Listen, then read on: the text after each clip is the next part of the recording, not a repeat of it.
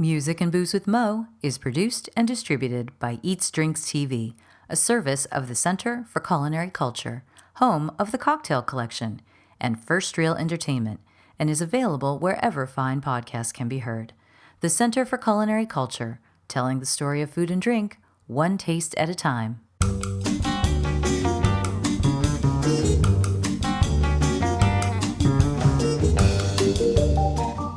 Welcome to Music and Booze with Mo.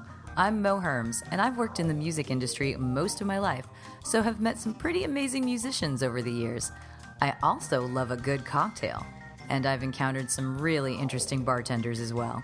It seems that there's a lot of crossover, so when I can, I like to talk to musicians and bartenders about music and booze. Join us at the bar, won't you?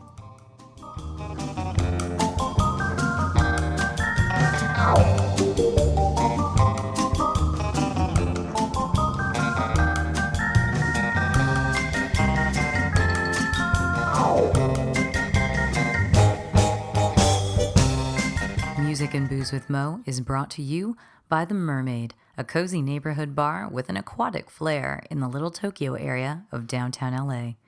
Open 7 days a week, featuring tropical cocktails and snacks, The Mermaid also has a daily happy hour from 5 to 8 p.m. Follow The Mermaid on Instagram at TheMermaidLA to hear about upcoming events and check them out at themermaidla.com. Head to 428 East 2nd Street, Los Angeles for a drink.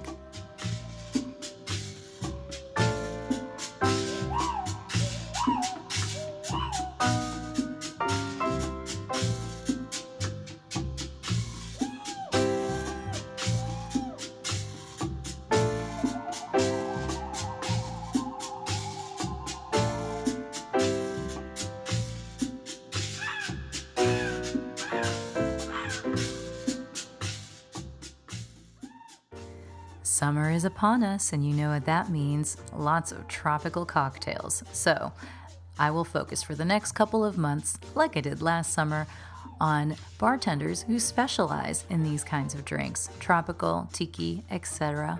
What's the etc.? Well, we'll find out over the course of the next couple of months. It's Mo's tropical summer, so get ready for an exotic getaway of the cocktail variety via the Music and Booze with Mo podcast.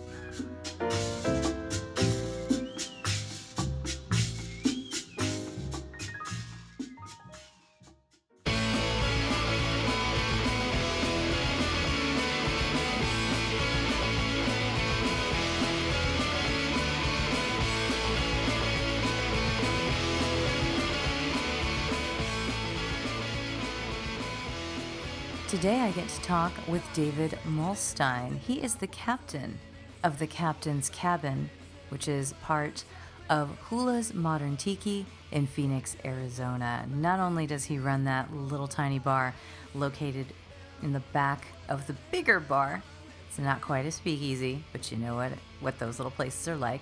Not only does he do that, but he also used to be in a band called Girl Repellent. I love that. I absolutely love that. So we're going to sit and talk about writing songs about girls, falling in love with how fun it is to be in a pop punk band, and of course, falling way in love with Tiki and all the cocktail madness that ensues. So sit back, grab yourself a dram of rum, and have a listen to my chat with David.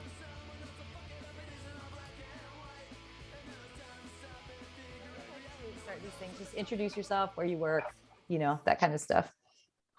My name is David. I work at Hula's Modern Tiki in Phoenix, Arizona. I also we have an upscale cocktail / tiki bar next door to our Uptown Phoenix location called the Captain's Cabin, and I run that on the weekends. So is that like speakeasy-esque kind of thing? No? It's just a separate the term speakeasy is thrown around so loosely nowadays, know, it's but true. It has that feeling where it's like a 25-person bar, very small, intimate.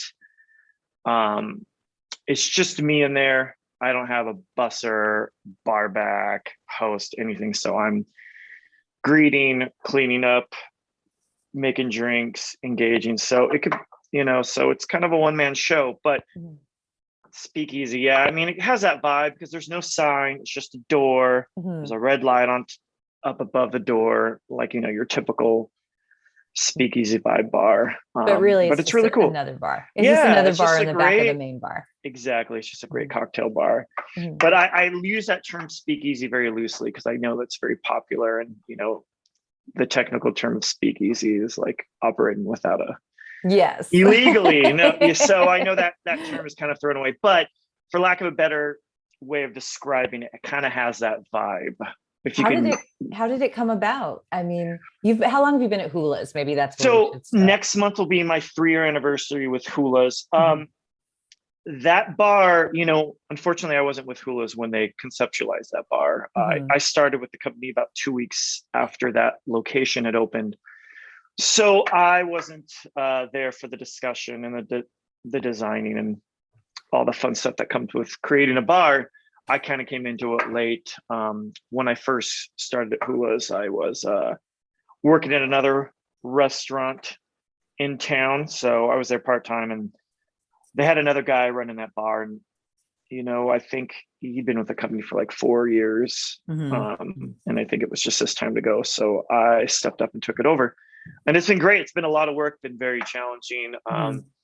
Creating a cocktail bar, doing all the ordering, price and everything. So it's been a fun experience, a lot of work. Yeah. And so was the captain's cabin something that they had considered doing before, or did you see this space and say, they did it before, I kind of came into it where it was already created. From what I understand, Hula's used to be at a different space in uptown Phoenix, and they had to move. So I think when they took over that building and were building it out, they had this extra like little nook, and they said, well, why don't we just put a little bar here? Yeah. And I think that it's been a process. I think originally it was going to be a waiting area, then just private events only. So it's kind of manifested into this. I'm only open Fridays and Saturdays, 2 days a week. The rest of the week, I do a lot of rentals and buyouts and corporate mixers, parties. Yeah. So I think it's still kind of evolving as a bar. Unfortunately, with everything that's happened with the pandemic. Everything's been put on hold and slowly moving. So we'll see. We'll see what the future holds at that bar. So does that mean at this moment, Captain's Cabin is not open to the public? It is open. Okay, that's what I thought. I thought it was open again. Probably much more limited. Here in Arizona, we kind of are like the Wild West. We were only shut down for like 2 months. When we reopened in 2020 in May, I was at like a 10-person capacity for a good like 8 months, which was really tricky to navigate. Not only trying to keep the capacity at a low number so everyone feels safe and also following CDC guidelines. Financially, it was really hard. That took a huge cut out of my income, and it was rough. Thankfully I work next door at Hula's Modern Tiki, so I was able to supplement my income with shifts over there. And the restaurant, I mean, as soon as we reopened in May, it was just like balls to the wall. I'm sure it was gangbusters. It was insane. There wasn't much. Are you guys able to do the to-go stuff in Arizona? As far as cocktails? To-go cocktails, and they shut that down. That's a whole other thing. Yeah. I heard rumors that they're gonna redo it in October, but I don't know. The liquor board, who knows? I mean, it's state to state. There's no details have been really. I mean, maybe they've been released, but I'm not up on it. So no. I think someone would have let you know. Exactly, and I think one of the stipulations with that too is if you do cocktails to go. I know in the past it was you had to get food as well, so you couldn't just do cocktails to go. And unfortunately, the Captain's Cabin, I just have some light snacks and appetizers, so. I didn't really do cocktails to go over there. Now, when did you get into bartending? We're going to dive into the music section here. I had a feeling that they always seem to come together. So you kind of follow. So what came 2000s. First, the musician or the bartender? The musician. Yep. Of course. Of So, course. I will date myself here. So early 2000s, Mhm. I'm playing in a local band. We're getting much more popular. We start touring. So, I'm working at a really shitty call center job. They gave me some time off, but as corporate jobs usually do, you only get, so Right. much time off. Mhm. So I didn't want to stop playing music. So I needed to find a new avenue, for income, something that's flexible, Mhm. something that can let me come and go as I please. And, that's what restaurants come into. So I started working at a restaurant here and, you know, I kind of made my way up the totem pole. I was early 20s, but like I had to earn my keep. I was Mhm. hosting, doing takeout, busing, serving, and then bartending, serving. So I've been in the industry for a good about 20 years now, coming on 20 years. Wow. Um, but as far as bartending, I've never really counted, there's some restaurants I worked at where I did serving and bartending, depending on what was available, kind of like Mhm. a jack of all trades. Yeah, yeah. This is the first restaurant bar that I've worked at where I just strictly bartend. I usually have done a little bit of everything. Mhm. This is the first time that I'm actually just strictly bartending. Cool. Very cool. Do you like it? Yeah, yeah. There are days that I miss serving. There are perks to serving. And, in terms of bartending. And I'm sure a lot of service industry people will agree who have done both. The great thing with serving, I'll just touch this lightly, is we've all had a table or two with some very interesting, weird interactions. Some Yes. people just awkward, weird tables.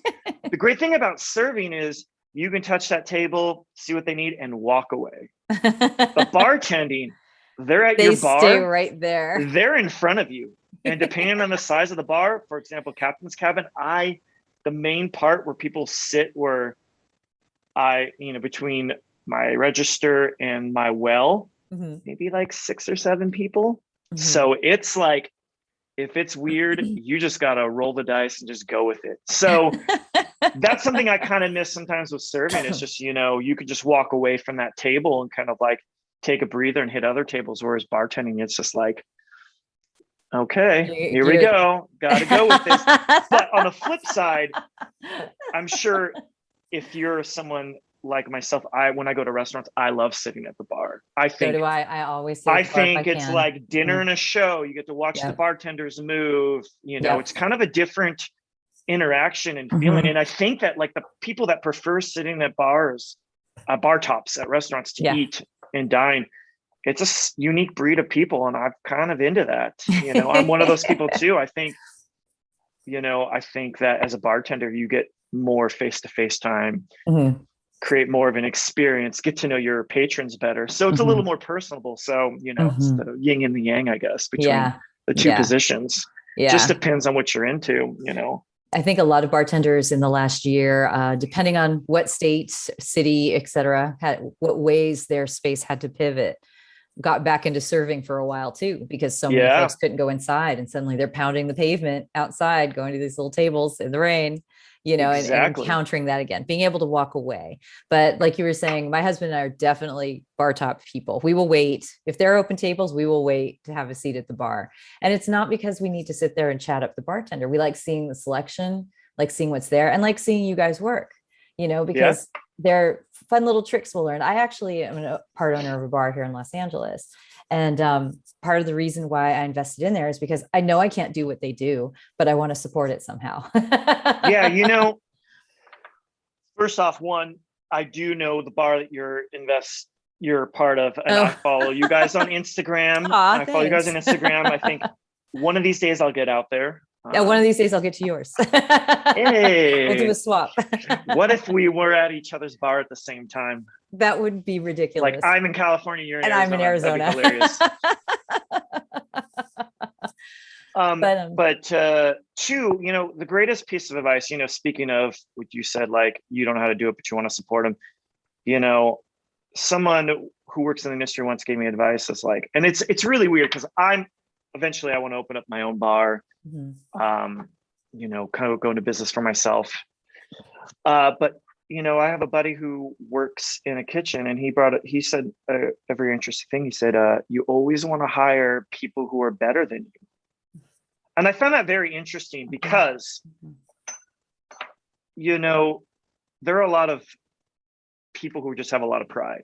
I'm the best. I'm the owner. I own this. No one, I'm top dog.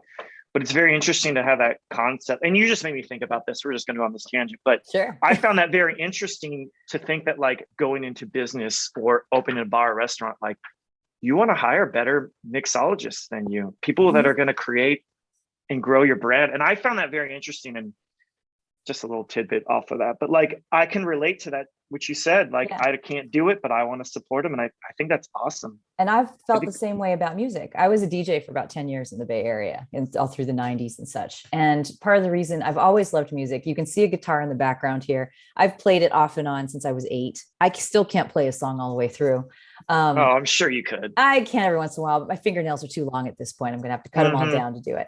But I realized that, whatever talent I had was not something I was going to pursue. Right. But I love it so much that I fell into that same role of, I can do things to support musicians though. So, I was on radio and I would interview them. I was writing, I'd want to review stuff. I'd interview for zines. I'd do all this stuff just to help get names out there if I could, something like that.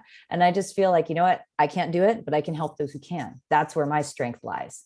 So I'd like to ask you, since you were in a band, you're a musician. Isn't it similar in a way? You're saying, hire someone, bring someone on board who's better than you or who knows more than you, maybe in certain areas. Isn't it kind of like that with a band too? You need to have people in a band that you can bounce off of. Exactly. Work off of to make that band awesome.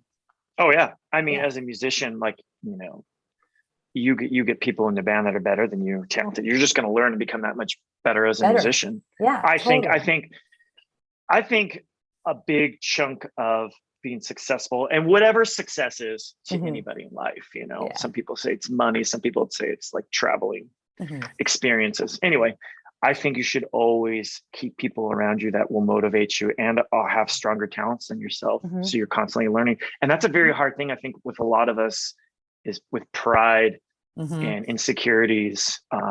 You got to swallow that sometimes. And you got to accept that. Yeah. And I've been bartending a long time. I didn't really take bartending and mixology super serious up until the last couple of years, until I got Captain's Cabin. Truth be told, like, I'm a huge Tiki fan.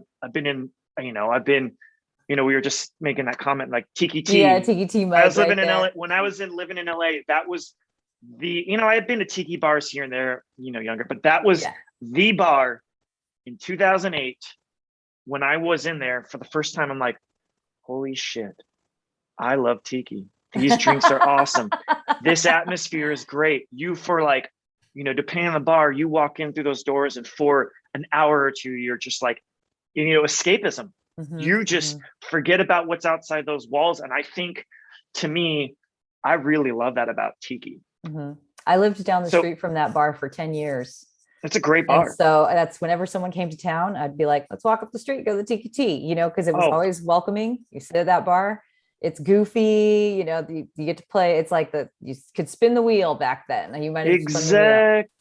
It was just so much fun. It was just always fun. Anytime you walked in there, it was fun. The drinks were fun. Everything about it's fun. The Buens, the owners of that place, are fun. Everything's great. Yeah. I love it. To this day, when someone asks me, and I've been to a good chunk of Tiki bars across the country. I've been to all of them. But to this day, when, I always get asked, what's your favorite Tiki bar? And in my top 3, always, the Tiki T will always be in my top 3. It's my number 1, for nostalgia, for introducing me. And I still have my 2 drinks that I always get when I go there. I always get their zombie. I love their zombie and their skull and bones. Those 2 drinks. I just drink those 2 drinks. And honestly, and I'm sorry, raised mistake. Raised mistake. You have to have a raised mistake. Got it. You have to have a raised mistake. Delicious. But those, especially the first 2 drinks, those were my go-to for years. I still, and if I have to pick my favorite, if I have to, skull and bones. Skull and bones all day. Have that the next time I'm there then, because that I have a whole nother set.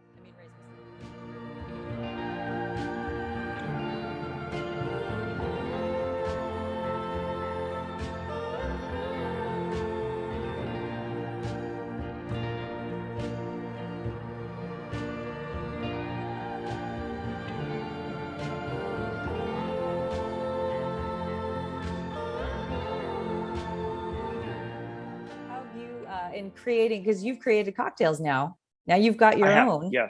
And so Yes. what was that lab process like? How was your R&D? I mean, you must have a couple you're super proud of at this point. I do. You know what? It's funny. When I first started doing it, like I said, I was always a Tiki fan, but never really dived into the bartending aspect of it. I kind of was like, you know what? I'm a fan. I'm just going to leave it up to the professionals. I love Tiki. So when I started exploring into it, it was a little tricky because, it's just a lot of, I'm trying to think, my first, oh man, there were some disasters. Of course. I think, it was, my well, brain is let's going talk crazy. about your good ones then. Like when it worked out, you were super happy. What is that one? Well, I don't have names for these cocktails yet because I have a new cocktail menu I'm dropping soon. Hopefully, it's been a process. COVID's really put a damper on it, and not only that,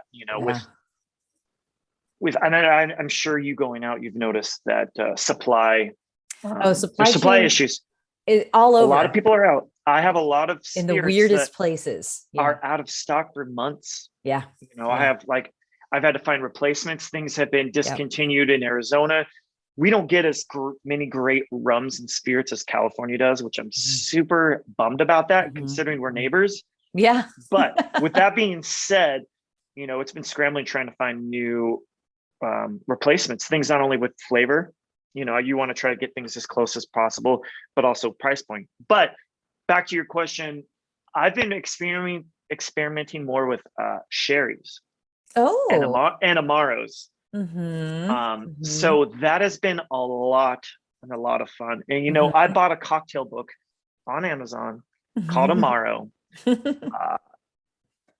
It's like $22. I don't know if you've seen this thing. Who wrote this one? Here, let me. Yeah, I was like, grab this book. I will show you because I feel like I know what you're talking about. I don't. This book has been so awesome. It's just called Amaro. Lift it up a little bit. Let me see Brad Thomas Parsons. There you go. Okay, I've definitely seen that. No, there are so many Amaros. As you know, you've got the sherries, but Amaro is like, next time you go to New York, go to Amaro. Because it is just an Amaro bar. Oh, I love it. I have and only stirred cocktails, no shaken cocktails. So it's only stirred. Love it. Really amazing stuff. But you're looking at those kind of lower ABV stuff, but working on mixing them in with the rums. You know what? Some people hate on the lower ABV stuff. No, there's nothing to hate on it. The way I look at it, well, you get your amateur. Oh man, I don't want to use the word amateur, inexperienced cocktail drinker. And they think, oh no, that's only, it's only got this much proof. Yeah. I'm not going to get that. I'm going to drink forever those, but I think, you get the big cocktail enthusiasts, they really appreciate those, the flavor profile. And I think that, I think it's something to be said that if you can enjoy a lower ABV cocktail and just spend, all night drinking that stuff, like, what you're doing. There was a whole presentation at Tiki Oasis this year that was Amaro and Tiki. It's been fun. Yeah. It's been fun. I've been swept up in this Amaro book. I've been subbing out a lot of like Amaros and like rye with rums, aged rums. And it's been a lot of fun. I am currently I teamed up with Bacardi this month for National Rum Month in my bar, and I did 3 cocktails. Yeah.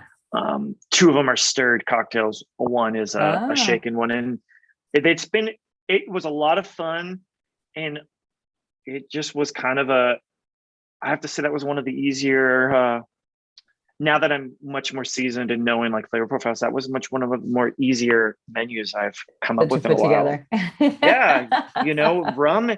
I don't think people really realize how versatile rum is. Yeah, it's like, I think in that world, I'm a huge agave fan myself. I always have been. However, rums and gins to me just there's so many of them that have so many, like I could never keep track of it all.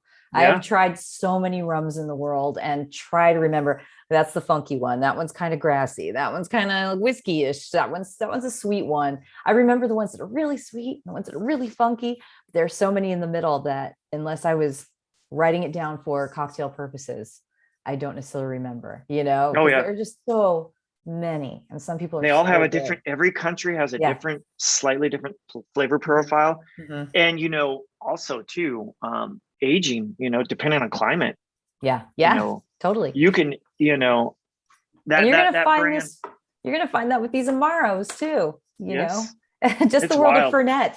I'm not a huge Fernet Branca person, although most bartenders are. I am not. Oh, I But love it. there are Fernets. There are so many other Fernets, and there's like a Mexican Fernet that's really nice. I can't remember what it's called right now, but there's Yeah. a bunch of really nice ones out there. And just even thinking, just in that little category itself, there is this breadth of experiences that if you're lucky enough, you can have. If you can find them out there in the world and try them. I want to switch over to the music stuff because we touched on All it right. before. Let's do it. And I know you were a band guy. Are you still a band guy? No. I mean, I would love to be. I work so much. I Yeah. miss it. You work nights too. Yeah, I miss playing music so much. I pick up my guitar. I do some demoing recording on my laptop. I have a bunch of unfinished, just like. When did you I listened. start? How old were you when you started playing? 16. 16. I was in high school. My first punk rock band. I just sang. Was it because you had to sing, or were you trying to get girls too? It's probably a little bit of both. You're 16, your body's changing, right? You don't know what's going on. But I just sang, wasn't very good, but I didn't know how to play an instrument then. Mm-hmm. So when I was 17, I started picking up a guitar. Some friends showed me a few things, and I'll never forget my 18th birthday. I took my birthday check and went to a Guitar Center and bought my first guitar. And then I still have that guitar too. That was the guitar I've been in every band I record, every album I've ever recorded. In the couple bands I've been in, I've always used that guitar. I have a soft spot for that guitar. But I didn't start singing and playing guitar till I was about 18, and that was a really tough transition, trying to sing and play guitar because your mouth is doing one thing and your hands are doing another, and that was really tough when I was starting out. Mm-hmm. But yeah, I started when I was 16. That was the question, right? What was the first song? I started going off. No, you got excited. I like it. What was the first song you learned on guitar? Do you remember? I don't remember, be honest. I don't. Were you when you were playing guitar though, playing and singing, was that a punk band too? Yes. I've always had a soft spot for punk rock, pop punk. So the band after my first band, the band that I was most successful in, we were a pop punk band, very, very influenced by Screeching Weasel. I remember when I was 16 years old and I was living in California, I went to my first punk rock show in Corona at the Showcase Theater. And it was Homegrown. I'm sure you remember Homegrown. They were pretty big, or if you knew of them. There was a band from Riverside called Assorted Jelly Beans. I'll never forget them. They were pretty wild. And then Blink played, Blink 182, but they were still Blink. Then. Yeah. Mm-hmm. I'm from San Diego originally. So. Oh, are you? From San Diego. But when I did my radio, it was in Berkeley all through the 90s. Awesome. So that was the height of that stuff. That's why you say Berkeley's Screeching great. Weasel. I know exactly. I live by Gilman Street. Yeah. So we know that. And my brother was playing in bands alongside Blink at that time. That's amazing. To be a fly on the wall at Gilman Street, just to see, the rise of like Operation Ivy, Green Day's rise, Rancid's rise, I read something very interesting that like, I think, and I could be wrong, I'm paraphrasing, something to the effect that like Rancid's first like house party or show ever, that Billy Joe Armstrong played guitar with Rancid for that. Probably. They were all friends. Everybody hung out at the same time. Yeah, they were all part of our radio circuit. So interesting. Crazy.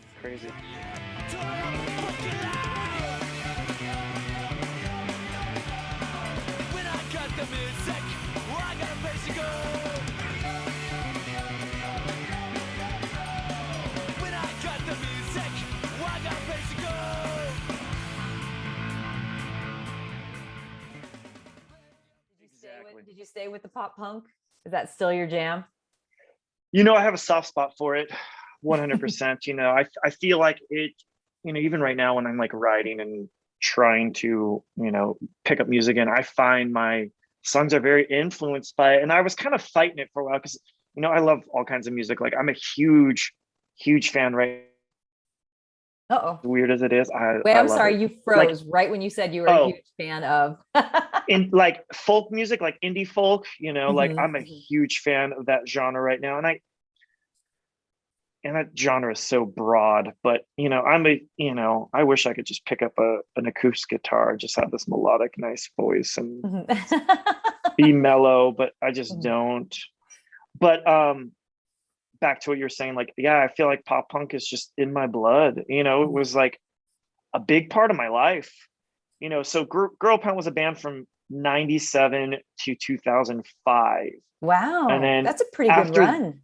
it was a nice run. We had Yeah. 3 albums, an EP. Are those albums out there in the world? Can you find it on No, iTunes? Are they on I'm actually in the Spotify? process. They're not. I have a few of them on Bandcamp. I'm in the process. That's my 2021 resolution, is to get the songs on Spotify and Apple Music. So I need to get off my ass and do that stuff and just get it up there. But we've done Girl Pound's done a few reunion shows. We've done about 4. Our last one was in 2017. Mhm. But that was our 20th anniversary, which is crazy to say that. That's wild. 4 years ago, it was the 20th anniversary of like that band starting. So next year will be 25 years. Wow. So I'm talking to, one of my best friends is our drummer. He lives in Pennsylvania now. So I've been talking to him, trying to hash out some dates. We're going to try and do a reunion show next year. Mhm, mhm. So we'll see. Amazing. It's Amazing. really crazy to get on stage. I'll say, because we've done a few of these reunion shows, and sing these songs that I wrote when I was 19 years old, being in my early 40s now, and Mhm. thinking, what the hell am I singing about? What? It's just crazy to see, like, I know a lot of people, sometimes you kind of remember Mhm. events of your youth, but like I can remember almost what I was going through for most of those songs, just based on the Yeah. lyrics. Yeah. Like, oh shit, I remember what that is about. I Oh. remember that girl. I remember that. And they were almost always about girls. They're about girls. Always. I was gonna say, so I have Always. my indie rock boyfriend from the 90s, right? It's I was with this guy for 5 years. And he had a band, and he had 2 bands when I was with him. And the first one was kind of like the pop punky kind of thing. And then he went more into kind of power trio indie rock, Husker Du kind of style stuff. And we split up on their second album when he was writing the second album. They had their first album come out, which had been a bunch of singles. So I already know where you're going with this. We split up, but he cheated cheated on me, and this was how we split up. And then, so that album is that whole story, basically, like pulled out here and there. It's like him with her, and she didn't last very long because she was terrible. He and I, to this day, are friends, and he was at my wedding, and he has 2 teenage boys. He's married, and they live a mile away from me now. So it worked out. It all worked out. But that was part of it, was because we were so close and we were such good friends, that he was going through this thing, and it's all on that album. And I remember when that album came out, just listening to it and being like, this is almost embarrassing, because anybody who knows us they know some of these stories, they know this stuff. But it was also great for me to listen to his agony. Yeah. And he's, well, every once in a while we still bring up those songs. I'm like, those songs are so great. And he's like, yeah, man, but shit, I was an asshole. And I'm like, yeah, totally. It's just this capsule, but people still love those songs. And he's done reunions with that band as well. And the people in the Bay Area who love that band, they'll show up and they want those songs. They want to hear them. They want to sing with them. They remember this. And I just sit there and I'm like, God, we're so far past this now. It's like not even our song anymore, and you get that. You wrote this thing, and it means something completely different now, in a way. Yeah. It doesn't belong to you. It belongs to them now. Well, it's sometimes I'm just like thinking like how I phrase and the words I would use, which is so like, yeah. just so young. Yeah. And it's just like, I know bigger words now and how to be more eloquent. And they're just so simple. But, But I that's, found a demo tape of my very first band when I was 16. yeah. Cassette tape. It's very poor quality. Yeah. Unfortunately, I don't have a tape deck, so I can't listen to it. Right. Yeah. I gotta go on eBay or something and find an old cassette tape. And An I'd old like tape to player. just transfer that to like a digital file, which I know is easy to do, but I'm kind of actually scared to listen to it because I know, especially my first man, I was terrible, really raspy like that because I thought it was really cool. Yeah. But also 16 years old, so you sound like a 16-year-old trying to be raspy. And I have a pretty high voice, so it just doesn't sound my very God. good. I'm sure it's worth hearing. Oh yeah. I I mean, hope you get to digitize it. I'll put it out there on the interwebs. Well, this actually makes me think back to, like, you're talking about your early drinks, your early cocktails and everything, and how you're like, oh, there were some disasters there. And it's kind of like, there have to be exactly. so that you can grow into it and everything. So now you've matured as a songwriter, at least at home. Matured from where I started. Would I say I'm a mature? I don't know. I mean, there's so many amazing songwriters out there. And I think that with quarantine, and I think with things opening up, we're starting getting a lot of this music that people wrote. And some of it's just so amazing. Yeah. And I also think that with whatever, just what's been going on the last couple of years, I feel like I probably have tons of material if I start writing again of things to sing about now instead of girls now,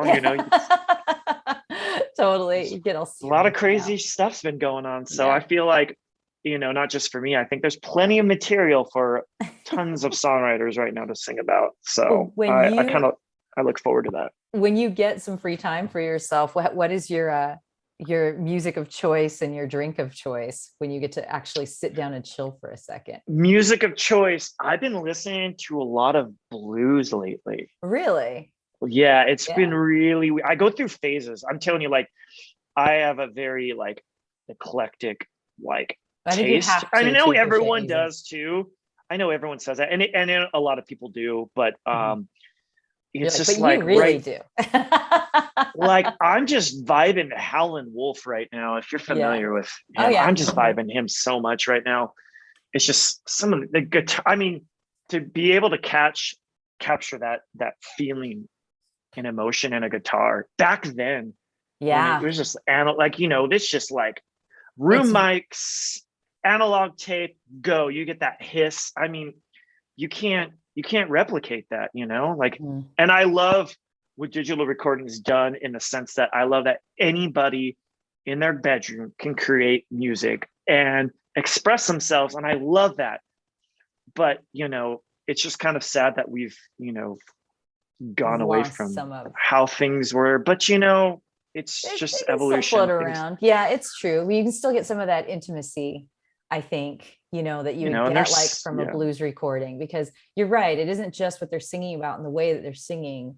There's that reverb in the room that wasn't a pedal. Exactly. It was like wherever they were sitting, and it's bouncing off the walls or bouncing off the inside of a church, wherever they happen to be. What are you drinking when you're listening to Howlin' Wolf? Honestly, so a lot of people ask me what I drink at home and how my home bar situation is. And I'll be honest with you, I'm super lazy when I'm home because, I work a good 4 or 5 nights a week. It's especially in the cabin and at the restaurant, you have to be on. And it if you're having a tired day, I mean, can be right now, especially these times right now, it's very exhausting. So when I get home, honestly, I just sip things on the rocks, maybe a couple of dashes of bitter. So I have some awesome customers in my bar, and I get a lot of gifts of rum. People bring me rum from their travels. So I have a lot of really cool rum from all over the country and some from out of the country. That's awesome. So I have a lot of rum I sip, but I have to say as much as I love rum, and rum is really up there, my favorite is probably like a good rye, to be honest. I love a good rye, bourbons, and gin. I'm a huge gin fan. A good rye to me is a nice kind of palate cleanser almost. Oh yeah. There's something, there's that crispness to it, the briskness and everything. You sit there like, just feels like it just wipes the slate clean when you have some. Exactly. Also, I also like to just sip on a nice beer too. So I always have some beers in my fridge. And I used to work for Pabst Blue Ribbon for a few years when I was living in LA. Yeah. So with that being said, I think my palate's just changed. I really can't drink cheap domestics anymore. I can't. I like the bougie craft beer, man. I just love that stuff. It happens. You can ruin $12 yourself with for a good 4-pack. Sign me up, man. $12 for a 4-pack. I mean, 21-year-old me would have been like 12. I mean, we'll just say like, so I turned 21 in 2000. So I remember getting like 6-packs or 12 packs of beer for $6. Oh yeah. Yeah. We were all about Keystone Light when I was in college. Keystone Light. I drank Red Dog. Do you remember Red Dog? Yeah, totally. Because it was cheap and it was always on sale at my local Circle K right down the street from my house. I always drank that stuff. I was talking the other day to somebody about that. I'm like, do you remember Red Dog? And they're about the same age. They're like, no, I've never heard of that. I'm like, what? I felt like it was everywhere. But 21-year-old me, if you would have told me like I would be spending like $12 on a 4-pack of like 16-ounce cans, I'm like, what? 4 beers? For $12. Yeah, I've kind of ruined my husband for the dive bars that he used to love so much because I made him up his game. He still likes going there, but now he'll be like, okay, what can I get there that I'm not going to think is gross? Yeah, it's kind of crazy that like my palate's kind of bougie now, but I appreciate the local dive bar. And if I'm going to drink a cheap beer lately, it's been Old Style. I've been going for the Old Style if they have it. If they have it. Crazy. We've been champagne of beersing it lately. Ooh, when that comes up. Always High Life is a nice one. And it has to be in a bottle. I know they do it canned. They have those little ponies. Those are, I love getting the ponies. I love it in a glass bottle, man. It's kind of crazy. Champagne of beers. Yep. Well, I think that's probably a good note to wrap this all up. And so remind folks like where they can find you, but also your Instagram and all of that. Because you're So, you're making drinks on Instagram these days, right? I am. I've done some TV stuff too that I've linked on there too. But my bartending Instagram that I have is Captain David, but it's _Captain David _. Someone already took Captain David. I want to meet this person. Who they are. But I work at the Captain's Cabin. So the nickname Captain was given to me. So I've embraced it. I'm not a real captain, just when I'm in that bar. But my bar that I run is the Captain's Cabin, and that Instagram handle is Captain's Cabin PHX, all one word. Okay. And that is my 2 handles that I go. And and so people should go find you and follow you, and then they'll be able to learn from you, I'm sure. See what you're up to. I'm sure you're coming up with crazy garnishes. My garnish game could be better, but I kind of like it's pretty good, but I kind of like leave that up to some of the other people. My bar is pretty small. I don't have a whole lot of space. That's and true. I have to be economical. Pick and choose. I got to pick and choose what I can keep in there. I can't store too much stuff. And I already have my whole well's got enough stuff in there. I'm a huge fan of bitters. So I have like tons of different bitters. So that takes the majority of my space. Nice. I look forward to getting there. I want to say thank you for having me on. It was a lot of fun. Absolutely. Anytime. Any chance to talk music and booze, and cocktails? Yeah. Put it, baby.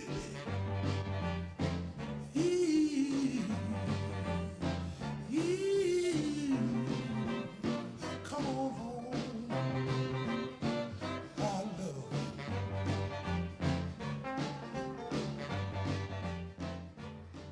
I have to give David a big thank you because he was so busy this week. He was working every single night on top of, tackling, getting things taken care of during the day, prepping and all of that.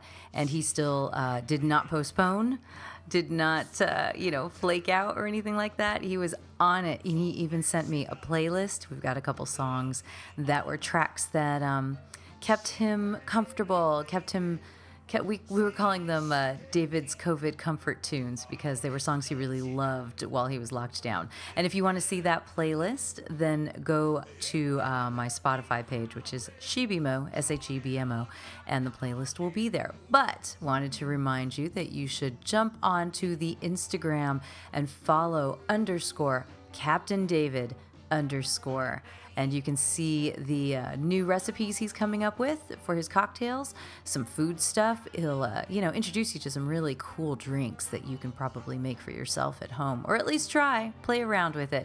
Go follow him there. You can also follow at Captain's Cabin PHX to see what's going on in his little bar. The little bar he's been running anyway, which is all part of Hula's Modern Tiki. Thank you, David. You rule. And just as a surprise to everyone, he did say that Girl Repellent was on Bandcamp, so I went and found them. And we're going to listen to a track from the band called Thanks, But No Thanks.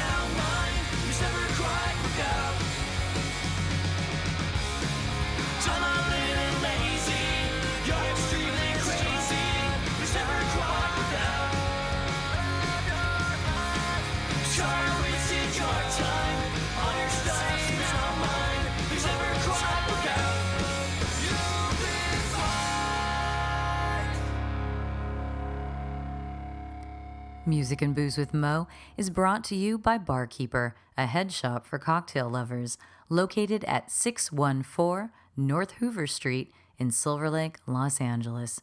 Stop by for barware, vintage glassware, a carefully curated collection of spirits, and one of the most impressive selections of bitters anywhere. Follow them on Instagram and Facebook for information regarding spirits tastings. That's barkeepersilverlake.com, and also in the Virgil Village neighborhood of Silver Lake, Los Angeles. Thank you for tuning in to our barroom chats on Music and Booze with Mo. For more info about today's guest, or if you want to connect with me, check out my Facebook page, Mo Herms. Please subscribe to the podcast and feel free to tell all your friends about it. While you're there, give the show a rating and a review. It really helps to get the word out. If you want to hear the playlists our guests have curated, search She Be Mo on Spotify, SHEBMO. Find pictures of the interviewees and the cool stuff they create on the Music and Booze with Mo Instagram account. Lower your expectations and join us at the bar. Till next time, cheers.